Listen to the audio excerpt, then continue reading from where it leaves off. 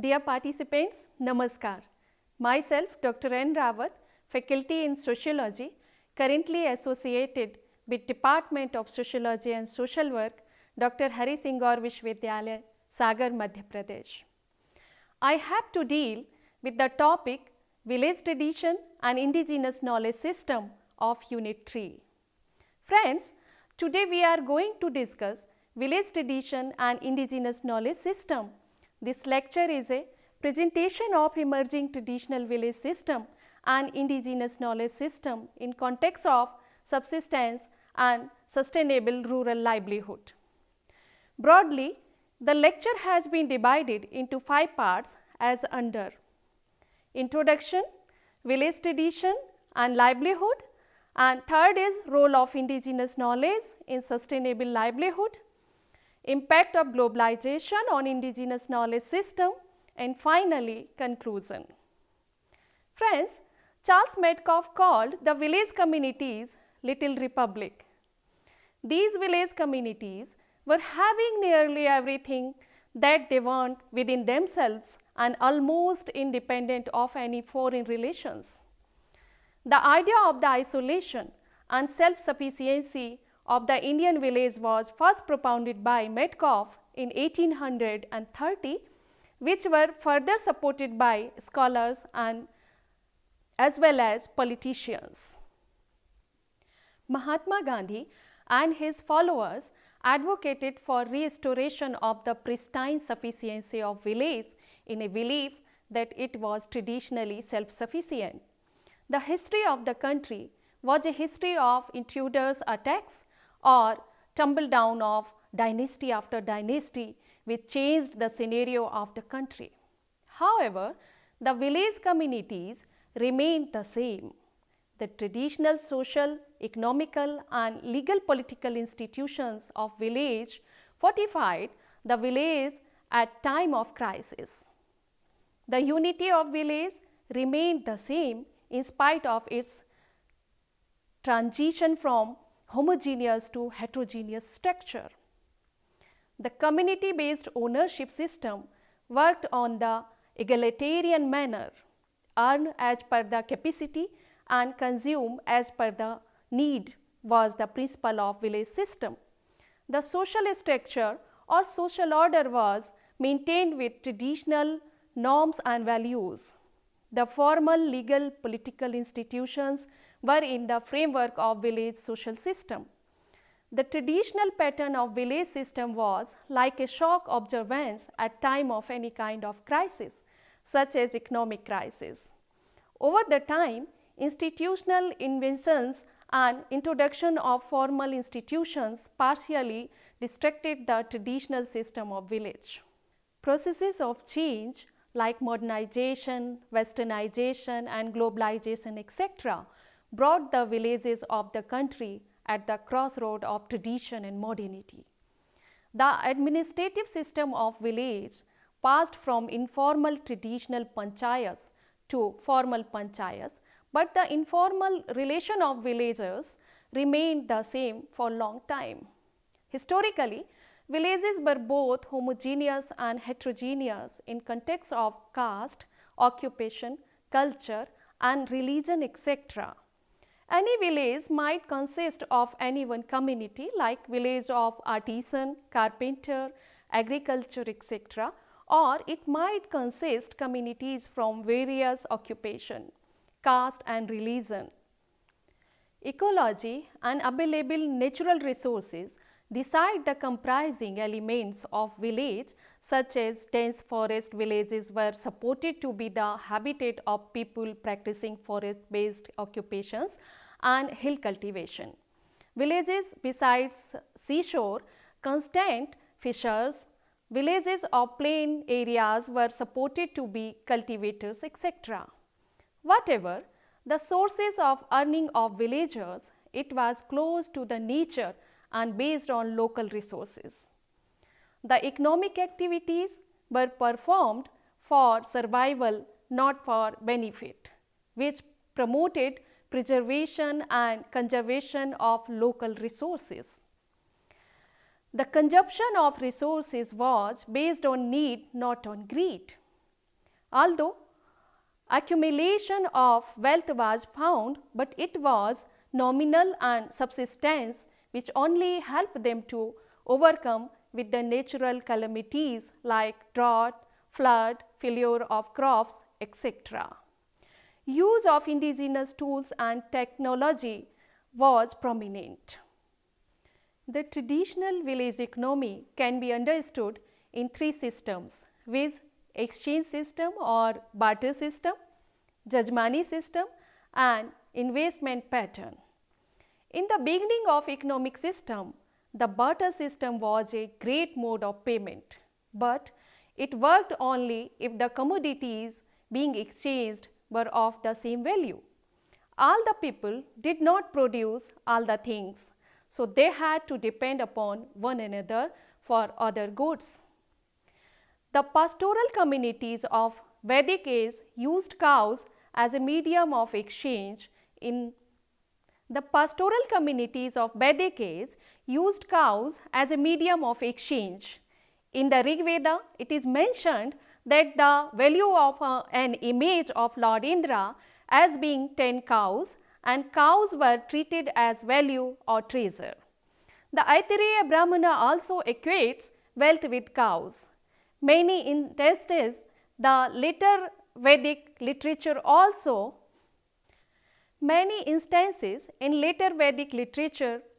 mention that the dakshina or fees of the priest was paid in cows. The Astadhyayi compiled by Panini even later in the post-Vedic period mentions cows as the medium of exchange. Once upon a time, shells and beads were used as a medium of exchange. They were small and easily divisible for purchases of lesser values. Further, metal became easy to exchange for goods, which is responsible for use of coins. If we look at the age-old practice of exchange, then find that people exchanged goods of fulfill their needs. Even services was also exchanged, which in another term is known as Jajmani system. Let me talk about Jajmani system. According to the Jajmani system, there is exchange of goods and services between land-owning higher castes and landless service castes. The service castes traditionally include weavers, leather workers, blacksmiths, goldsmiths, barbers, washmen, and so constitute groups of artisans serving the community. The landed higher caste Jajman are the patrons, and the service caste are the kamin or servers of the Jajman. The Jajmani system is based on the agricultural system of production and distribution of goods and services. It is the link between the land-owning high caste groups and occupational caste. Oscar Lewis mentions that each caste group within a village is traditionally bound to give certain standardized services to the families of other castes.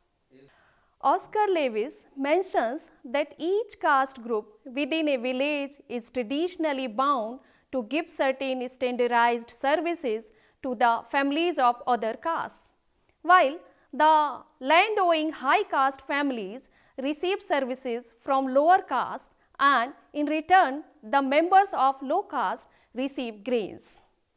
The terminology of Jajmani system was introduced into the Indian social anthropology by William Weiser. In his study of a village in Uttar Pradesh, he discovered how different castes interact with one another in the production and exchange of goods and services. It was found that with some variations, this system exists throughout India. The traditional investment was done in form of land and gold. In earlier days, when people earned more than their requirements, they preferred to buy gold or land. These gold and land can be mortgaged to borrow money at time of crisis. In this way, traditional investment system provides sustainability to economy. Indigenous knowledge system is helpful in conserving the nature. Community forestry is successful due to its appropriateness to local customs of community characteristics of common property. Their self-regulations based on their indigenous knowledge in flora and biodiversity, and the role of local leadership because of the rules and common benefits. All villagers have followed the local regulations during the forest management process. The relationship between culture and natural resources in general and biodiversity in particular reflects the cultural characteristics of each ethnic groups through their behavior and adaptation to the nature. Indigenous knowledge system is also helpful in food production. The local people are much aware with the ecology and geographical characteristics of their region, so they know well which crops are suitable for their region and what are the input. The local people are much aware with the ecology and geographical characteristics of their region, so they know well which crops are suitable for their region and what are the input requirements for good crop production. Friends, any external interventions can be failure if they do not take into account local characteristics. It should be noted that the weakness and strength of indigenous knowledge system is that they are local. The local people know which indigenous trees to use under what conditions. On the contrast, the government has tried to use exotic trees which do not suit the local conditions. So, indigenous knowledge is helpful in developing forestry with help of local people. There is a tendency that the government always want to find a magic solution for all communities and all areas in the upland instead of concerning the diversity of the upland region in terms of natural and social conditions. Each of the communities reside in forest region are familiar with herbs and shrubs of the local and also know the medicinal properties to it can be utilized for medicinal purpose. Many studies have shown that there are some herbalists in every community in the upland. They are the persons who hold knowledge and experiences in finding and using medicinal plants for healing in the communities. In addition, the knowledge in using medicinal plants have mostly been kept and maintained by women in the households in the upland. The medicinal plants not only protect public health but also contribute to hunger eradication and poverty reduction in the uplands. The medicinal plants have been regarded as special goods in the rural areas, and several communities are involved in collecting, processing and selling medicinal plants. With the enormous benefit and large demand, in recent years, a large amount of wild medicinal plants have been harvested to supply to domestic pharmaceutical companies and export to foreign. Many species have been overexploited and are therefore exhausted. The consequent biodiversity loss means an erosion of indigenous knowledge, which is a serious problem. Territories are vital for indigenous populations, as it is in these spaces that indigenous communities can carry out social, economic, cultural and environmental activities, which includes sustainable production and consumption practices as well as resources conservation and management techniques, the majority of which are based on traditional knowledge and customary system of governance. Friends, indigenous knowledge is also helpful in coping with climate change. indigenous people live in the most vulnerable ecosystems, ranging from circumpolar Arctic, high mountain zone, floodplains, tropical rainforest, deserts margins, small islands, and to coastal areas in and low coastal areas. Indigenous territories are directly affected by the current ecological crisis responsible for issues such as climate change and loss of biodiversity. As you know very well, the globalization is formally going on in the country since 90s. It is neither friendly to tangible and intangible rural heritage nor geographical space historically inhabited by rural people. There is massive expansion of mega development projects in the rural areas. The resources available in those areas were perceived as the haven for industrial and corporate houses. It is claimed that these houses have snatched the available resources in many rural areas. Thousands of villagers were displaced from their century-old place or residence without any suitable and meaningful rehabilitation packages. So, today in many pockets, it appears that they were uncalled for and unwanted. In some pockets, the corporate houses are working for their welfare under corporate social responsibilities or CSR schemes. In order to look at the issues confronting the livelihood security of rural population of the country, it seems that at the transitional stage of occupational mobility, which is diversifying their sources of livelihood, but insufficiency of livelihood assets make their livelihood insecure and vulnerable. Human capital among them is weakening with loss of their cultural heritage and skill. Skill and knowledge among them a lagging to make them familiar with modern tools and techniques. This is not true that they are unwilling to accept changes, but the pace of learning a line thing is quick, though for them, and they get it difficult to face the change of livelihood earning in an aligned scenario. Friends, their traditional system of socialization has been replaced with informal institutions. Those were platform of complete socialization once upon a time. Such traditional institutions developed social capital among them, but new education system is not sufficient for them in earning their livelihood, because more or less the mode of earning livelihood among them is still in primary stage, which is not covered in the courses. Their community based panchayats and community ownership are also getting out of the sense, which is weakening their social capital. In this way, both human and social capital are weakening against the requirement aligned atmosphere.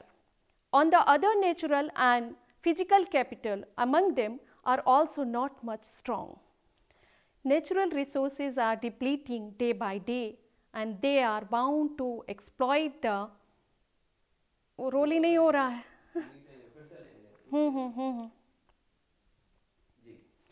Natural resources are depleting day by day, and they are bound to exploit the resources at a limit. Infrastructural availability for basic requirements is lacking due to remoteness, poor transport facility, and dilapidated terrain of hilly areas in case of hilly region. Their economy was non-monetized, but with its monetization, they are compelled to use currency. Also, but their subsistence type of economy does not allow them to save money in hand, which is hindering their strength of financial capital. Overall, scenario of livelihood assets in rural areas being proved to be failure for livelihood security among them. So, finally, I would like to say indigenous knowledge is vanishing or underestimated, which is making them prone to modern period problems like complete economic failure and indebtedness, etc. Thank you very much.